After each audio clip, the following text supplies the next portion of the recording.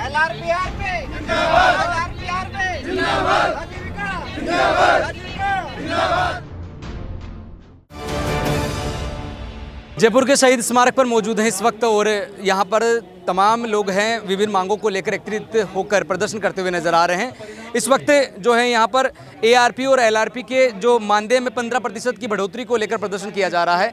तमाम लोग यहाँ पर एकत्रित होकर प्रदर्शन कर रहे हैं। उन्हीं से जानेंगे कि आखिर उनकी मांग क्या है और ये क्यों प्रदर्शन किया जा रहा है, क्यों प्रदर्शन किया जा रहा है, कौन सी मुख्य मांगे हैं।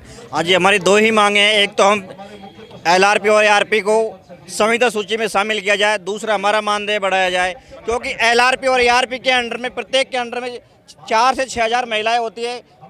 LRP पशुपालन को देखता है और ARP कृषि पालन को देखता है। और जो भी योजना आती है हम LRP और ARP पशु स्वयं सहायता समूह की जितनी भी सदस्य हैं उनको उसका लाभ दिलाते हैं। और 18 अगस्त 2023 को घोषणा की गई कि राजीविका में सभी कैडरों का मानदेय बढ़ाया जाएगा, लेकिन इसमें LRP और ARP को वंचित कर दिया गया है। इस वंचित करने से LRP और ARP के अंदर बहुत ज़्यादा रोष व्याप्त है। हमारी दो ही मांगे हैं, एक तो हमें संविदा कर्मचारी सूची में शामिल किया जाए, दूसरा हमारा मानदेय बढ़ाया जाए। तो सरकार ने इंदिरा रसोई योजना शुरू की है जनता के वोटर्स को लुभाने के लिए, तो वो ज़मीनी स्तर पर उसको सुचारू रूप से कार्य करवाने के लिए LRP ARP ही उसका जिम्मेदार है, क्योंकि हर गांव के एक लास्ट छोर में जो भी योजना होती है उसको पहुंचाने का काम LRP ARP करते हैं। और यदि सरकार इंदिरा रसोई के माध्यम से अपने वोटरों को बढ़ाना चाह रही है तो सर, यदि हमारी मांगे नहीं मानी गई तो आपको इसकी मुंह पे वापस लेने पड़ेगी और आपको इसका खामियाजा है वो आपके चुनावों में वोटिंग के माध्यम से दिया जाएगा। इसलिए आप हमारी मांगे है वो माने, खाली आश्वासन न दें। पिछले 18 अगस्त को जो जयपुर के सीतापुरा में सखी सम्मेलन हुआ था, तो उसके लिए जो 1 लाख लेडीज़ें यहाँ गांव से इकट्ठा करके यहाँ पर भेजी गई थी, तो वो हमारे द्वारा ही यहाँ पर भेजी गई थी। मैं अशोक गहलोत जी मुख्यमंत्री से ये कहना चाहता हूँ कि अगली बार वो कुर्सियाँ खाली ही रहेंगी। हमारी तरफ से कोई लेडीज वहाँ तक आप तक नहीं पहुँच पाएगी जिनका मानदेय आपने वहाँ बढ़ाया था, जिसमें RP हैं और सुरक्षा सखी हैं और ये कृषि सखी और पशु सखी हैं। उनके मानदेय में 15% की वृद्धि वहीं घोषणा की गई थी और हमारे को इस वंचित रखा गया था। इससे तो ये एक तरीके का भेदभाव किया गया है हमसे, है ना। तो हमारी मांग सिर्फ इतनी है कि हमारे भी 15% की वृद्धि की जाए मानदेय में और हमारे को संविदा सूची में शामिल कर लिया जाए, जिसके लिए हम काफ़ी वर्षों से पहले से ही संघर्ष कर रहे हैं, लेकिन हमारी मांग को कभी नहीं सुना जाता। बिल्कुल, मांग 18 तारीख को घोषणा तो कर दी गई है, लेकिन सरकार मांग मानेगी तो कब मानेगी, क्योंकि अगले 1 महीने के बाद में आचार संहिता लगने वाली राजस्थान में और चुनावी बिगुल बज चुका है।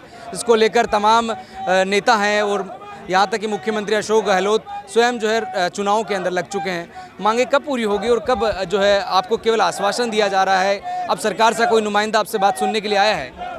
सर, अभी तक तो हमारे को आश्वासन ओनली आश्वासन ही दिया जा रहा है। जब तक हमारी मांगे पूरी नहीं होंगी तो आज तो ये राजस्थान के जयपुर में चिंगारी उठी है ARP LRP की। ARP कृषि संदर्भ व्यक्ति होता है जो अपने गांव में ढाणे में जा के महिलाओं को जैविक खेती के बारे में बताता है, अच्छे से उत्पादन हो। पशु और LRP होता है पशु संदर्भ व्यक्ति जो अपने जो भी गवर्नमेंट की योजनाएं होती है उनका लाभ स्वयं सहायता महिलाओं को दिलाता है। उसके अकॉर्डिंग जो भी सरकार की योजनाएं, लोक कल्याणकारी योजना है, फेस टू फेस सर्वे है, मिशन अंत्योदय सर्वे है, वो सारी योजनाएं सरकार की स्वयं सहायता समूह के ARP और LRP व्यक्ति ही फ्लोर पे काम करवाते हैं। और जब भी इनको वंचित रखा 15% बढ़ोतरी से वंचित ही रखा गया और नए संविदा सूची में शामिल किया गया। जब तक ये संविदा सूची में शामिल नहीं किया जाएगा तो आने वाले चुनाव में, विधानसभा चुनाव में हम सरकार को इस चीज़ का वोट की चोट करेंगे, क्योंकि एक LRP और ARP के अंडर में 4 से 5 हज़ार महिलाएं जुड़ी हुई है। जब ARP LRP काम नहीं करेंगे तो भी वो महिलाएं भी नहीं करेंगे, क्योंकि सब उनका कहना मानती है।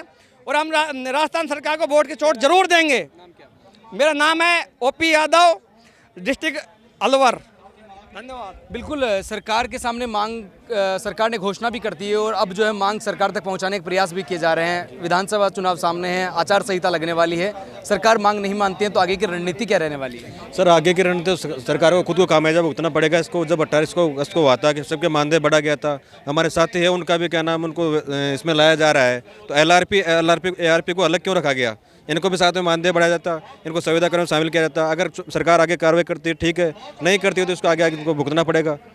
ये है महेंद्र सिंह मेहरड़ा, जयपुर। तो बिल्कुल सरकार ने घोषणा तो कर दी है लेकिन मांग को पूरा नहीं किया जा रहा है और चुनाव सामने है। इस बार तमाम जो लोग हैं वो सरकार को वोट की चोट देने के लिए तैयार हैं और मांगों को उठाकर सरकार तक तो पहुंचाने के पूरे प्रयास किए जा रहे हैं, विभिन्न तरीके से प्रदर्शन कर कर। और इस वक्त शहीद स्मारक पर प्रदर्शन किया जा रहा है ताकि सरकार तक ये बात पहुँचे और सरकार इसमें कोई ऐसा फैसला ले जिससे इनको केवल आश्वासन ना मिले, इनकी मांग को भी पूरा किया जाए। मेरे सहयोगी मुकेश कुमावत के साथ मैं दीपक कुमावत, नवतेज टीवी, जयपुर। देश और दुनिया की हर बड़ी खबर के लिए सब्सक्राइब करें नवतेज टीवी और पल पल के अपडेट्स के लिए बेल आइकन को दबाना ना भूलें, क्योंकि आपकी खबरों का भरोसेमंद साथी है नवतेज टीवी।